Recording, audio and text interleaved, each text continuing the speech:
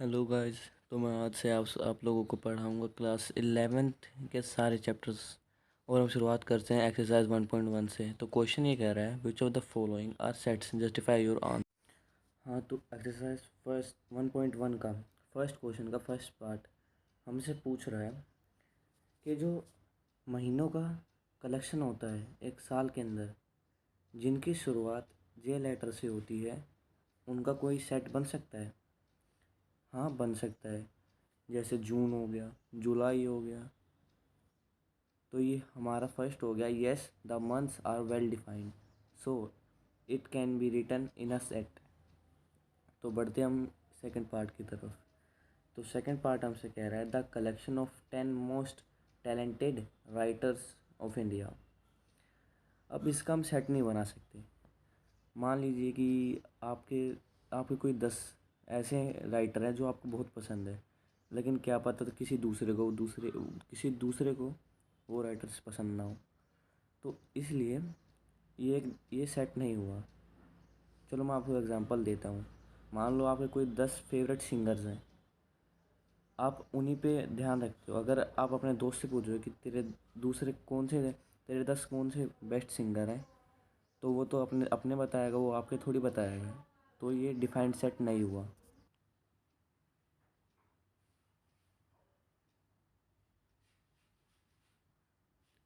ये भी पिछले पार्ट की तरह ही है।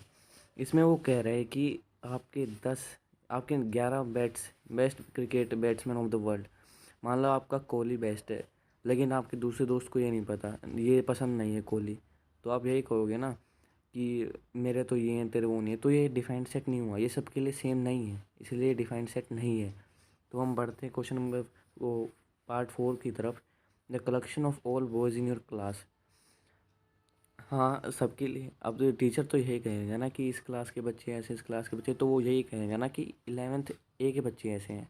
ऐसा मान के चलिए आप, 11th ए के बॉयज़ ऐसे हैं। तो ये तो सबके लिए फिक्स्ड है, ये किसी के लिए चेंज नहीं हो सकता, इसलिए एक वेल डिफाइंड सेट है। तो पांचवा पार्ट है the collection of all natural numbers less than 100। अब सबके लिए नेचुरल नंबर तो सेम है, वो किसी के लिए बदल थोड़ी सकते हैं, इसलिए ये एक वेल डिफाइंड सेट हुआ। तो बढ़ते हैं हम सिक्स पार्ट की तरफ। तो हमारा सिक्स्थ पार्ट कह रहा है a collection of novels written by the writer Munshi Premchand. अब उन्होंने नॉवेल्स तो सबके लिए सेम ही लिखी हैं। अब मान लो कि आपके दोस्त के लिए अलग लिखी है, मेरे लिए अलग लिखी है, तो ऐसा थोड़ी हो सकता है। तो ये सबके लिए वेल डिफाइंड सेट हुआ, जो एक पर्सन से वेरी टू वेरी करता है। Yes, because novels of Munshi Premchand are well defined. तो हमारा सेवन्थ पार्ट कह रहा है the collection of all even integers. अब ये भी सबके लिए सेम हो गई, क्यों नहीं हो गई? क्योंकि जिसने बनाए हैं इवन इंटीजर्स, वो सबके लिए सेम ही तो बनाए हैं। अब आपके दोस्त के लिए थोड़ी अलग करेगा वो। मान लीजिए कि अब आपका दोस्त ये थोड़ी करेगा कि मेरे लिए अलग है, तेरे लिए अलग है। तो ये सबके लिए सेम है। तो हमारा सेवन्थ का हो गया yes, because they are fixed and well defined. Thank you.